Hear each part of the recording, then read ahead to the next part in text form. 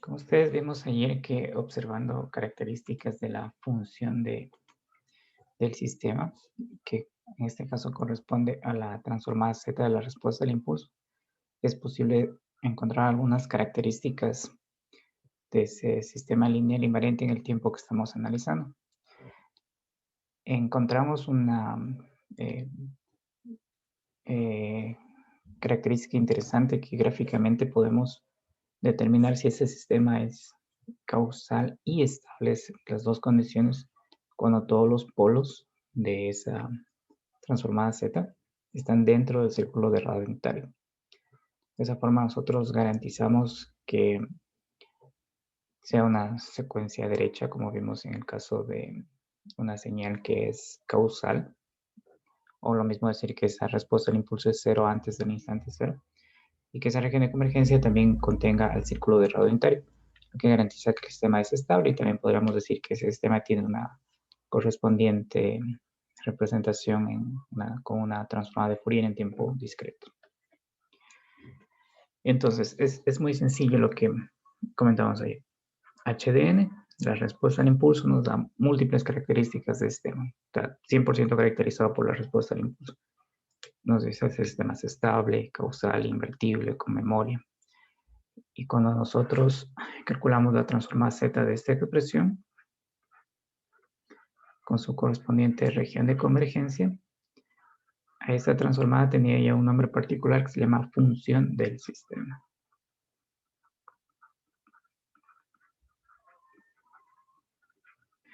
Y observando esta función del sistema, en particular su región de convergencia, nosotros podemos determinar algunas características de este sistema lineal invariante en el tiempo. Vamos a comenzar con los ejercicios que ustedes han consultado. Empecemos con el 5.1. Aquí vamos a observar que muchos pasos que eran detallados en capítulos anteriores, por ejemplo, eso de la representación o descomposición de fracciones parciales para conseguir el cálculo de la transformada inversa, y aquí se obvia. Obviamente son procesos necesarios, pero que ustedes ya con la práctica van a irlos haciendo cada vez más rápido. También, como este capítulo tiene mucho cálculo o una gran cantidad de cálculo algebraico con cuestión de cálculo de las raíces, factorizar, esto lo pueden hacer ustedes en el Wolfram matemático, bien en el Octave, como una manera rápida de comprobar el procedimiento. Entonces aquí vamos a perfilar algunos ejercicios y la parte algebraica ya va a quedar en manos de ustedes para que la hagan, ¿no?, con más entendimiento en casa. O sea, la parte algebraica no es algo trivial, es necesario, y también hay que tener bastante atención, sobre todo en esa parte de la descomposición en fracciones parciales, que es uno de los métodos que aprendimos para la transformada inversa, y en particular utilizar las tablas de transformadas. La tabla de transformada que está en este libro que estamos utilizando es relativamente sintética, pero es bastante resumida, y ustedes en otros libros pueden encontrar tablas que son mucho más elaboradas, donde existen más casos de este tipo de transformadas Z. Entonces, este ejercicio punto 1 nos da la entrada y la salida de un sistema, y lo que nos pide determinar es cuál es la función del sistema. Vamos a escribirla. Aquí, bueno, aquí hay una etiqueta que hay que modificar. Simplemente hay que poner aquí SHZ. Entonces, tenemos este sistema. Una cierta entrada que viene a este sistema lineal invariante en el tiempo caracterizado por esa respuesta al impulso, y una salida o respuesta. Entonces el ejercicio nos da esta entrada y nos da esta salida, y la pregunta es, ¿cuál es esa función del sistema? Una vez que calculemos esa función del sistema, hay que responder a la pregunta si es un sistema causal y estable, o causal o estable. Vemos que si es un sistema causal y estable, se conoce como sistema realizable, pero el sistema puede ser causal y no estable. Y el sistema puede ser también anticausal y estable. Se puede dar ese tipo de casos, dependiendo obviamente de lo que nos diga esta región de convergencia. Entonces, la entrada de este sistema es la siguiente secuencia: es xn, que es 1 medio a la n, u de n más 2 a la n, u de menos n menos 1. Ustedes pueden observar directamente ya en esta expresión que es una secuencia bilateral. Ya es una secuencia bilateral, dado que es una secuencia que va a derecha y tanto a izquierda, va a tener como región de convergencia un anillo. Aún no sabemos si esa región de convergencia contiene o no contiene al círculo radiounitario para saber si de antemano se está. Entonces, esta es la señal que estamos conectando aquí. Y lo que nosotros observamos acá es que la salida es igual a y de n, 6 veces medio a la n, u de n menos 6, 3 cuartos n, u de n. Similar al caso de la entrada, nosotros vemos que esta señal de salida de aquí es una secuencia derecha. Todas empiezan en 0, una secuencia derecha. Entonces queremos llegar a determinar esta señal que está aquí, que es nuestra función del sistema.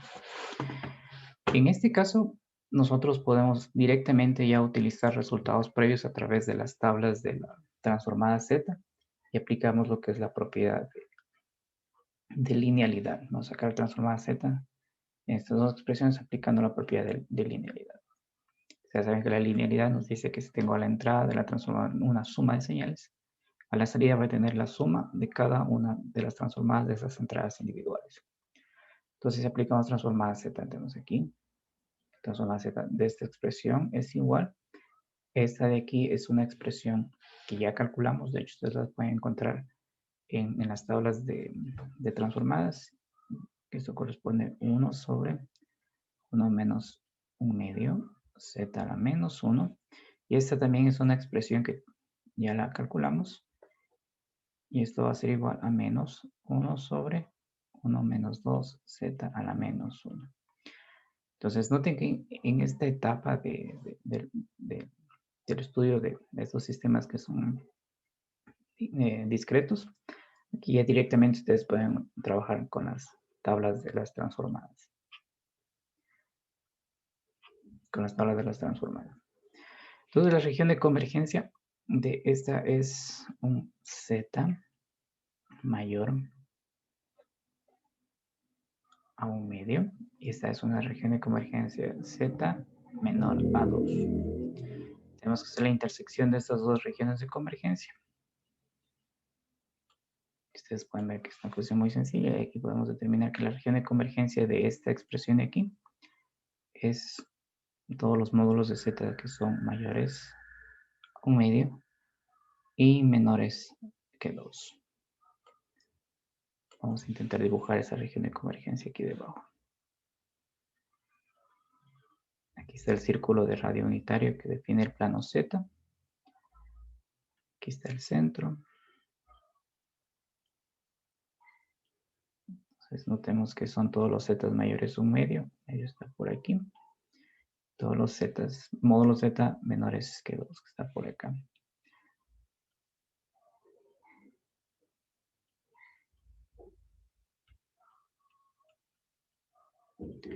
Y todo lo que sería la región de convergencia es este anillo que está resaltado aquí. Vemos que la región de convergencia son todos los valores de esa exponencial, son todos los valores que corresponden a la base de esa exponencial por la cual se multiplica la señal para ser amortiguada antes de arribar al análisis de Fourier. Entonces vemos que esto justamente corresponde a una señal que es bilateral. Ahora vamos a ver esta expresión de aquí utilizando exactamente el mismo camino que utilizamos acá. La transformada de la salida. Aquí ustedes pueden ver que es 6 veces 1 menos 1 medio, z a la menos 1. Directamente de las tablas calculamos esto. Menos 6 veces 1 menos 3 cuartos, z a la menos 1. Vemos que aquí tenemos la región de convergencia es mayor a 1 medio.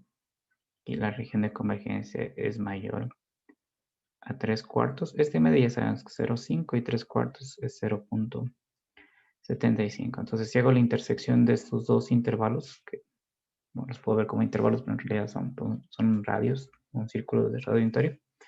Esta región de convergencia corresponde a la intersección, que son los módulos de z mayor a 3/4 o 0.75.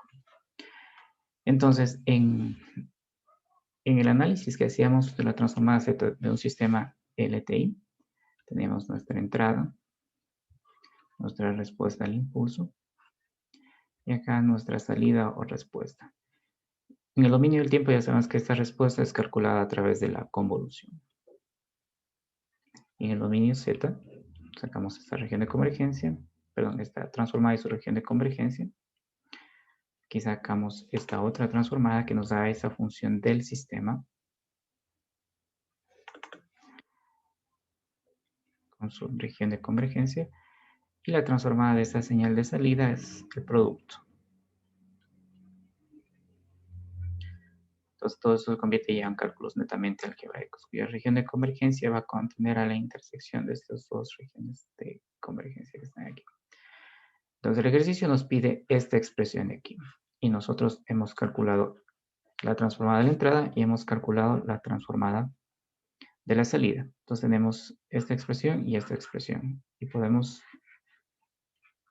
identificar que la función de transferencia obviamente es esta función racional que estamos escribiendo aquí. Esta razón de dos polinomios. Todo lo que tengo que hacer ahora es ordenar de esta forma.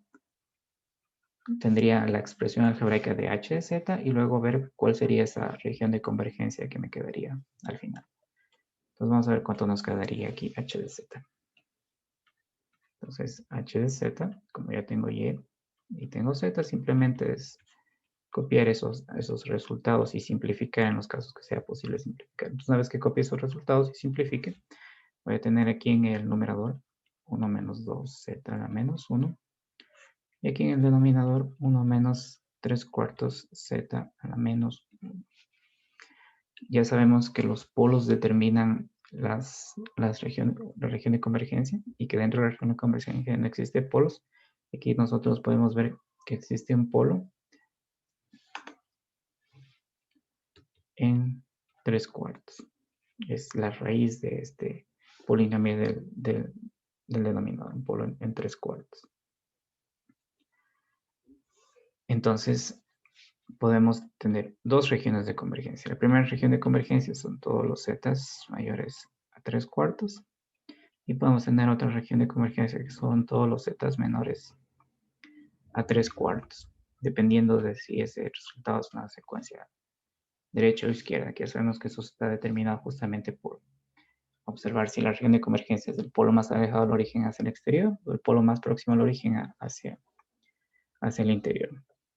Entonces, para saber a cuál corresponde, tenemos que observar las regiones de convergencia de esta expresión y esta expresión. Entonces, la región de convergencia de y de z, vamos a escribir aquí, esta tiene una región de convergencia que son todos los zetas mayores a 3/4, o 0.75. Esto incluye la intersección de las regiones de convergencia de lo que es esta señal X y lo que es esta señal H. Por tanto, la región de convergencia que va a corresponder a esta función de transferencia es justamente esta de aquí. Entonces podemos ver que estos dos casos se resuelven observando la región de convergencia tanto de X como de Y. Entonces, como esta región de convergencia, vamos a dibujar aquí para que sea mucho más fácil de observar. Círculo de radio unitario. Esta es la región de convergencia. 3/4 sería 0.75, estaría ubicado por aquí. Y es toda la región externa de estos radios. Entonces tendríamos esta región así. Y aquí tenemos la característica que define un sistema realizable. Recuerden que el sistema realizable es aquel que es causal y estable al mismo tiempo. Para que sea un sistema estable, la región de convergencia debe incluir al círculo de radio unitario. Tal como ustedes pueden observar aquí, este círculo de radio unitario está contenido en esa región de convergencia. Y también todos los polos deben estar dentro del círculo de radio unitario. Ustedes pueden observar que el único polo que tengo aquí está justamente dentro del círculo de radio unitario. Entonces, este es un sistema causal y estable, o también podría denominarse un sistema que es realizable. Entonces, noten que en la resolución de este ejercicio, lo que es la determinación de las transformadas se hace ya por tablas. Esos cálculos ya los hicimos antes. Luego aplicamos esta propiedad que, como ustedes pueden ver, es una de las más importantes en el análisis de los sistemas utilizando lo que es transformada Z. Este análisis también se hacía con lo que era transformada de Fourier. También se hacía con lo que era transformada de Laplace, transformada de Fourier en tiempo continuo, transformada de Fourier en tiempo discreto y también transformada de Laplace. Este reordenamiento y esta simplificación, ustedes pueden ver que ya son pasos algebraicos, que los pueden hacer inclusive en Wolfram Matemático, lo hace bastante rápido, bastante claro. La región de convergencia determinada por la posición de los polos, y para determinar a cuál de estas dos regiones de convergencia tenemos que observar justamente la región de convergencia de X y de Y. Hemos determinado que este polo, único polo, está dentro del círculo de radio unitario, por tanto, concluimos que el sistema es realizable porque esa región de convergencia también contiene lo que es el círculo de radio unitario. En otras palabras, este sistema también podría ser analizado con la transformada de Fourier. Vamos con el siguiente ejercicio. Entonces, el siguiente ejercicio es el 5.2, donde la entrada de un sistema LTI. Nuevamente escribimos aquí.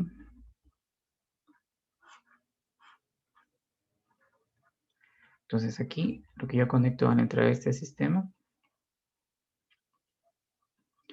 es 2 UDN. Es un escalón con una amplitud de 2. Y yo observo aquí en la salida de este sistema, que la salida de ese sistema, recuerden que salida o respuesta, los dos términos son equivalentes. Esto es igual a 4 medio a la n menos 3 cuartos a la n UDN. Esto es similar al ejercicio anterior. Nos dan entrada, observamos la salida y la pregunta es, ¿cuál es la respuesta al impulso de este sistema? En el ejemplo anterior nos preguntaban la función del sistema y en este caso la respuesta al impulso. Entonces, un camino que se puede seguir es similar al anterior a través de lo que es la transformada Z. Construimos, sacamos transformada Z de aquí, sacamos transformada Z de acá. Con estos dos resultados nosotros formamos la expresión de la función del sistema. Y una vez que tenemos esta expresión y su región de convergencia, sacamos la transformada Z inversa y ya podemos tener cuál es la respuesta al impulso, que es lo que nos está preguntando este sistema. Sin embargo, hay un camino que es mucho más sencillo en este caso particular, y es observar que nosotros tenemos aquí que entra un escalón a mi sistema, y lo que observamos acá va a ser la respuesta al escalón. Recordemos algo que vimos con ustedes en el ciclo anterior. La definición de la respuesta al impulso es que si yo tengo un sistema LTI y a la entrada coloco un impulso, esa señal que yo observo aquí a la salida, que la hemos trabajado con la letra H minúscula, es la respuesta al impulso. Por eso la salida también se conoce como respuesta. Yo puedo colocar también aquí un escalón a mi sistema, lineal invariante en el tiempo. Y lo que observo acá es una señal S de n que se conoce como respuesta al escalón. Entonces, si ingresa un impulso, lo que tengo en la salida, respuesta al impulso. Es lo que define lo que es justamente esta función h de n. Y también otra forma de caracterizar el sistema es, si yo ingreso un escalón a mi sistema LTI, esa señal que sale o con la que me responde el sistema se conoce como respuesta al escalón. Y nosotros podemos calcular la respuesta al impulso conociendo la respuesta del escalón y podemos calcular la respuesta del escalón conociendo la respuesta al impulso. Eso se lo puede hacer simplemente conociendo que un impulso discreto está definido como un escalón menos un escalón desplazado una muestra a la derecha. Recordemos que esta era nuestra definición de la primera diferencia del escalón. La primera diferencia del escalón. Entonces, si nosotros ingresamos esto a un sistema LTI, ya sabemos que la respuesta de esta señal es justamente HDN. La respuesta de esta señal es SDN. Y por linealidad ya sabemos que, por linealidad y en varianza al tiempo, sabemos que esta señal ODN que entra desplazada a este sistema LTI sale la misma respuesta desplazada. Aquí vamos a tener menos SDN menos 1. Entonces, noten que nosotros ya tenemos SDN. Esta señalcita de aquí, dado que la entrada es un escalón, esta señal de aquí es justamente un SDN. Obviamente, este factor 2 de aquí es una constante que la podemos incluir. Por ejemplo, si aquí estuvieran 2 SDN, aquí tendría 2 UDN, acá tenemos 2 SDN. Entonces, formalmente esta sería la respuesta de mi sistema cuando yo estoy ingresando en la entrada una señal que es 2 veces UDN. El ejercicio me está preguntando esto, la respuesta al impulso. Y yo tengo la respuesta al escalón, únicamente escalado por una constante de 2. Y la respuesta al impulso, que es lo que me pide el ejercicio que está aquí, lo único que tengo que hacer es coger esa respuesta al escalón que ya me ha dado el mismo ejercicio que lo hemos determinado aquí y restarle de la misma respuesta al escalón, simplemente desplazada una muestra hacia la derecha. Entonces vamos a hacer eso aquí debajo. Les pueden notar que es un camino netamente algebraico. Entonces aquí tengo h de n. Esto ya me da el libro. Aunque formalmente lo que me está dando es 2 veces s de n. Y si yo quiero obtener s de n, ¿qué es lo que tengo que hacer para eliminarlo? Simplemente dividir para 2. Entonces aquí dividimos para 2. Y aquí tenemos s de n, que es justamente la salida o la respuesta al escalón. Y es 4. Veamos si lo podemos copiar aquí directamente.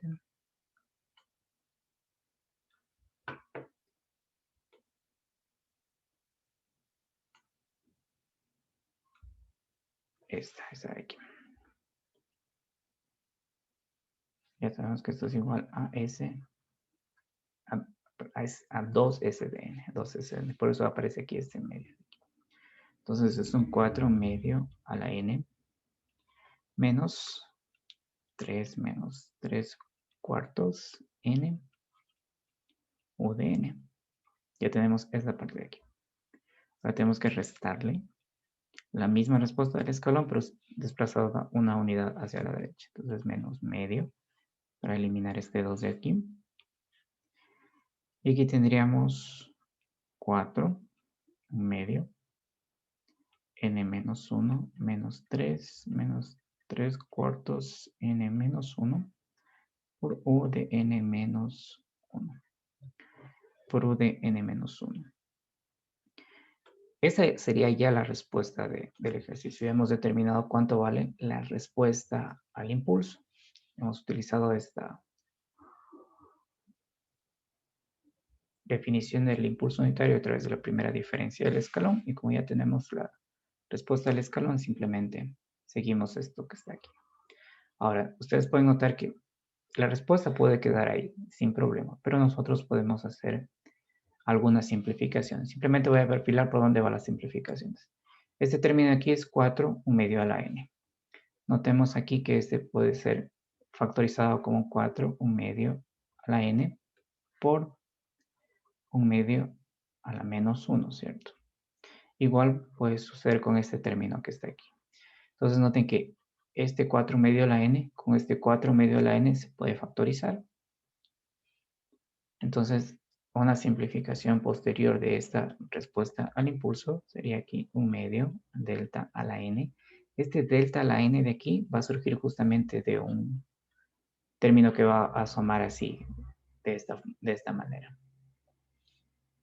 más, va a quedar 2 medio a la n, menos 7 medios, menos 3 cuartos n por u de n menos 1. Entonces, pasar de aquí a acá es netamente una cuestión algebraica de ordenando estos términos, juntando los que son comunes, y este delta de aquí va a ser de que aparece esa expresión en alguna parte de ese procedimiento. Entonces, esta de aquí ya es la respuesta. Puede quedar ahí sin problema. Una simplificación algebraica posterior, ustedes la pueden presentar de esta manera. Entonces, noten que en este caso particular, ir por el camino de las transformadas hubiese sido un poquito más largo. Es un ejemplo interesante porque para este ejercicio, ir por el análisis del dominio del tiempo, noten que aquí no ha aparecido para nada lo que es la variable compleja z.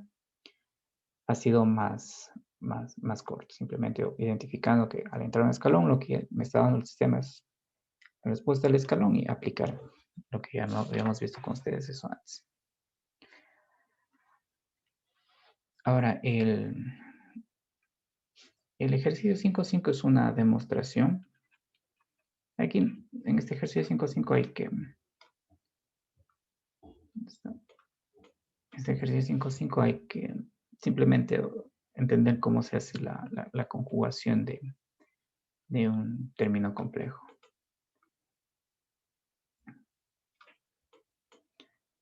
Vamos con este ejercicio 5.5.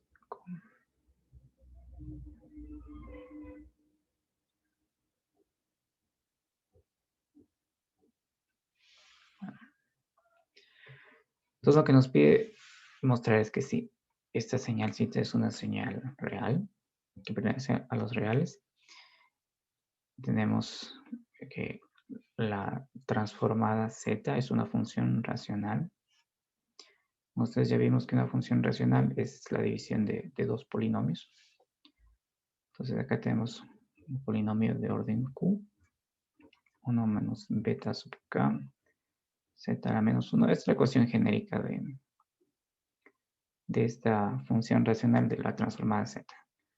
1 menos alfa sub k, z a la menos 1. Todo lo que nos pide el ejercicio es mostrar que si esta señal es real y tiene esta expresión de su transformada z, los polos y los ceros ocurren en posiciones complejas conjugadas. Es lo que comentábamos ayer, que si tenemos un polo, por ejemplo, de radio 0,5 y está ubicado en pi cuartos, por esta propiedad que vamos a mostrar aquí, vamos a tener un polo en una posición conjugada, que va a ser con radio 0,5 y posición menos pi cuartos. Gráficamente, significaría esto de aquí. Yo tengo el polo aquí, que está en una posición con radio 0,5 y una fase de pi cuartos, o 45 grados. Por esta propiedad que vamos a mostrar aquí, dice que siempre van a existir los polos en posiciones complejas conjugadas. Es decir, voy a tener un polo en esta otra posición que va a tener exactamente el mismo radio. Ya sabes que la conjugación, cuando está en formato polar, invierte la fase. Si este está en una fase pi cuartos, este va a estar en una fase menos pi cuartos. Siempre va a existir este tipo de distribución de polos y ceros. Cuando son polos y ceros complejos, siempre van a estar en posiciones complejas conjugadas. Entonces, nos pide mostrar justamente eso a partir de esta expresión que está aquí. Una de las consecuencias de que esta señal de aquí sea una señal real es que tiene su transformada z la propiedad de la simetría conjugada. Esa propiedad de simetría conjugada la vamos a aplicar en esta función racional de aquí. Noten que recordemos que esto de la simetría conjugada tiene relación con lo que era la simetría par-impar. Cuando se decía que la señal era simétrica, hay textos que son la simetría que nosotros vimos es simetría par y simetría impar. Pero cuando la señal es simétrica par, se le dice simplemente simétrica, y cuando la señal es simétrica impar, se le dice antisimétrica. Entonces aquí la simetría conjugada tiene relación justamente con la simetría par que mostramos en esta propiedad de aquí. Entonces, cuando la señal tiene esta característica de ser real, aparece ese comportamiento de la transformada. Entonces, yo conjugo Z y conjugo toda la transformada. Entonces, vamos a hacer este cálculo a partir de esta expresión algebraica.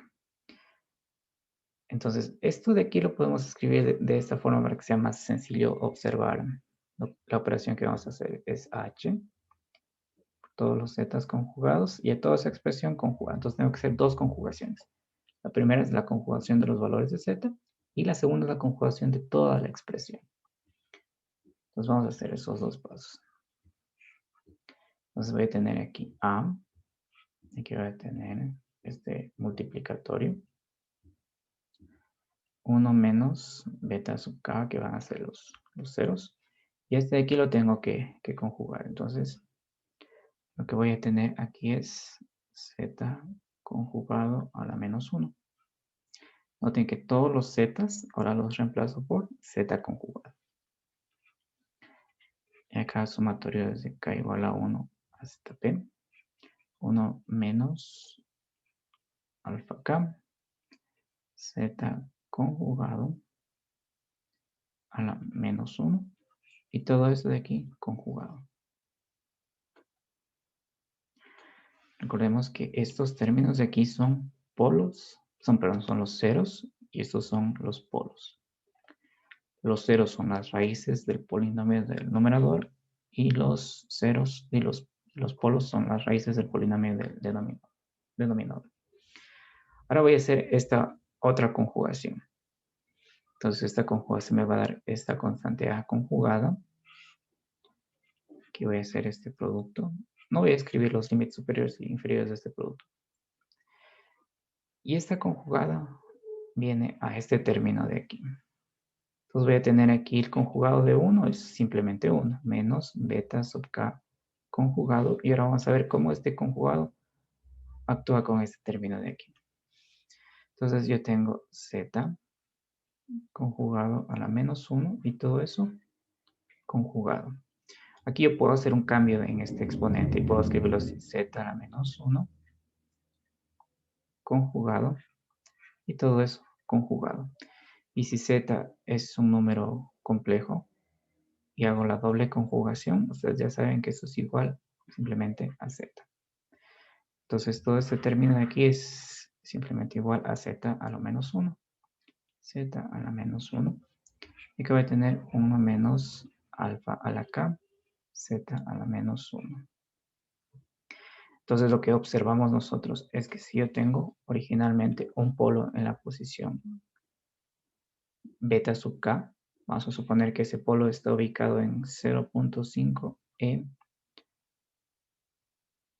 pongámoslo de esta otra forma, en 0.5 con una fase de pi cuartos. Voy a tener otro polo en una posición compleja conjugada que va a estar en 0.5 con una fase de menos pi cuartos. Eso sí estuviera en formato polar. Ahora vamos con este, perdón, ese aquí es un 0. Son ceros. Este de aquí son polos. Vamos con un polo. Si yo tuviera un alfa sub 1, por ejemplo, que está ubicado en 0.5 más 0.5j, voy a tener otro que está ubicado en el conjugado. Aquí estoy poniendo en formato rectangular.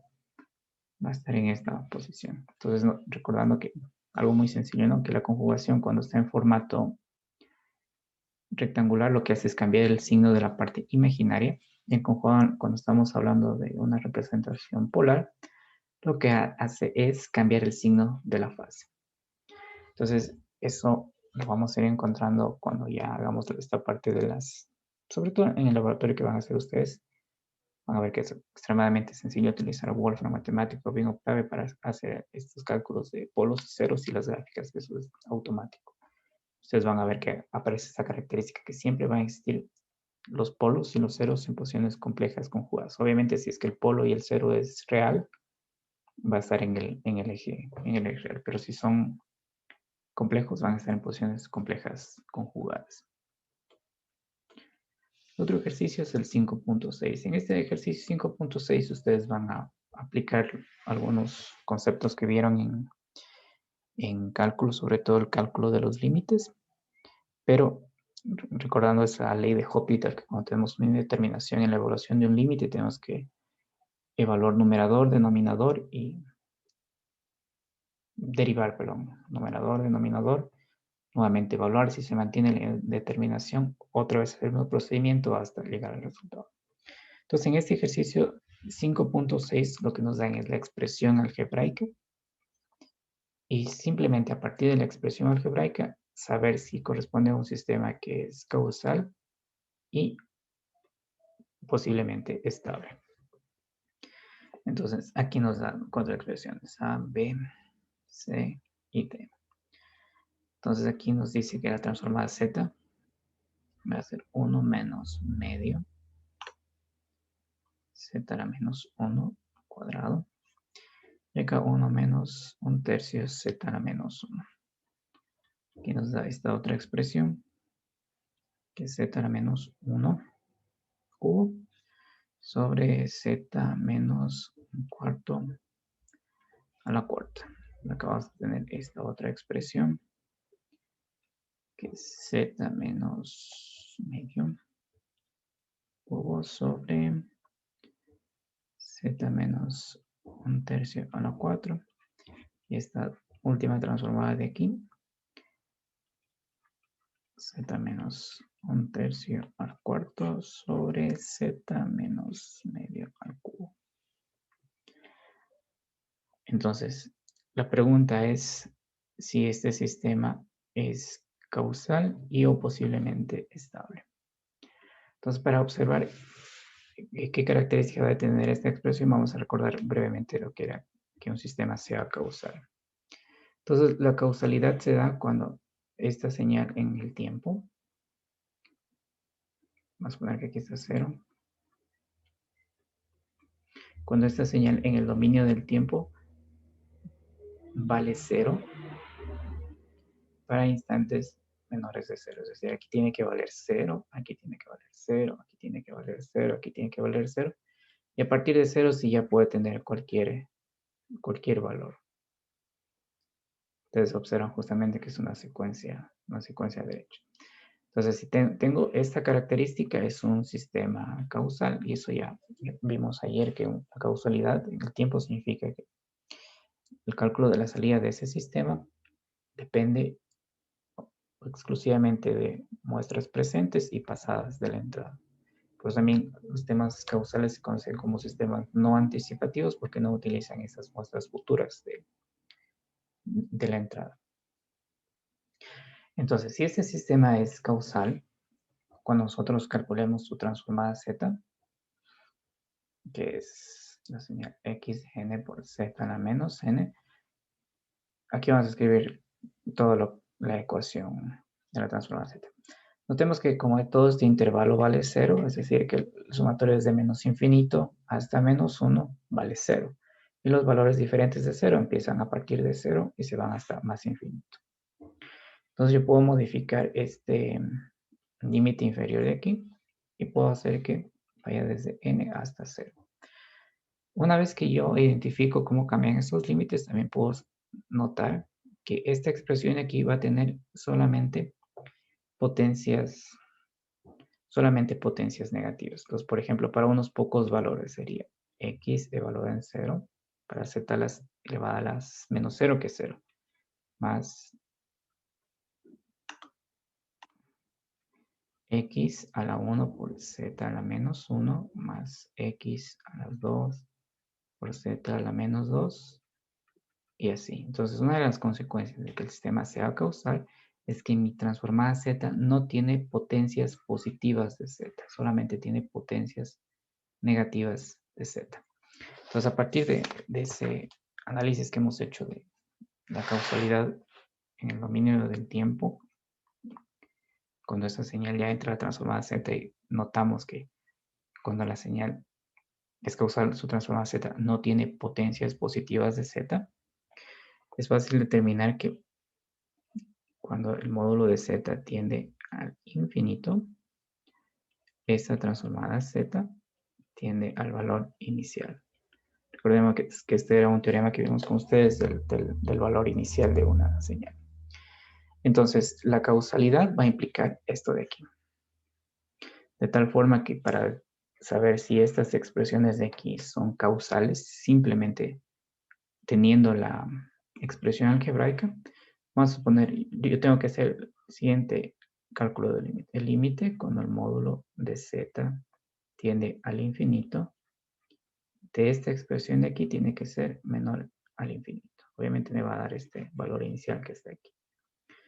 Entonces, para determinar si este sistema es causal, yo tengo que calcular el límite de cada una de estas expresiones cuando el módulo de z tiende al infinito. Obviamente, esa es una consecuencia de que en esta expresión de aquí no tenga potencias positivas de z. Todo esto de aquí puede ser interpretado como 1 sobre z, 1 sobre z cuadrado. Ustedes ven que cuando este módulo de z tiende al infinito, esta expresión de aquí va a ser justamente un valor finito. Son conceptos de cálculo que ustedes ya vieron en cursos anteriores. Entonces, en este término de aquí, nosotros podemos evaluar este límite. Noten que si directamente reemplazamos aquí por infinito, vamos a tener una indeterminación, entonces vamos a tener que aplicar esa reglita que ya hemos utilizado con ustedes, lo que es la de Hopiter. Hay que derivar numerador, derivar denominador y evaluar. Y una vez que se hagan esas evaluaciones, ustedes van a ver que esta transformada de aquí y esta transformada de aquí sí cumplen con esta condición. Y al cumplir con esta condición, determinamos que esas secuencias son causales. Otra forma rápida de observar eso es que el grado del numerador sea menor al grado del denominador. Eso ocurre en esta secuencia C, eso ocurre en esta secuencia A. En cambio, eso no ocurre en la secuencia B y en la secuencia C. Entonces, este es el camino para directamente a partir de la expresión algebraica de la transformada Z, saber si es una secuencia causal. Simplemente evaluar cuando el módulo Z tiende al infinito y si ese resultado es un valor finito, como ustedes pueden ver aquí justamente es nuestra notación para decir que es algo finito. Esa expresión corresponde a lo que es un sistema causal. Corresponde a un sistema causal.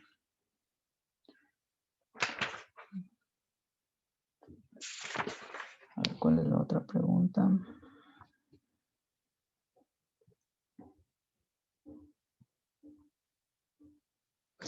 Ya, las otras dos preguntas que ustedes hicieron es la 5.9, que es del sistema inverso.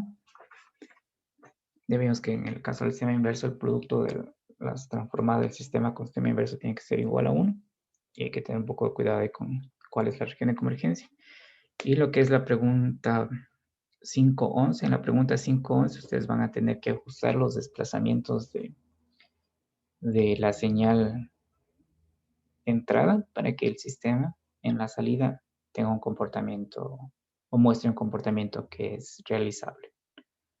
El sistema realizable ya vimos que es aquel que todos los polos están dentro del círculo de radio unitario y es una secuencia derecha. De esa forma nosotros garantizamos que el sistema sea estable al tener incluida el círculo radio unitario y también que sea causal hacer una secuencia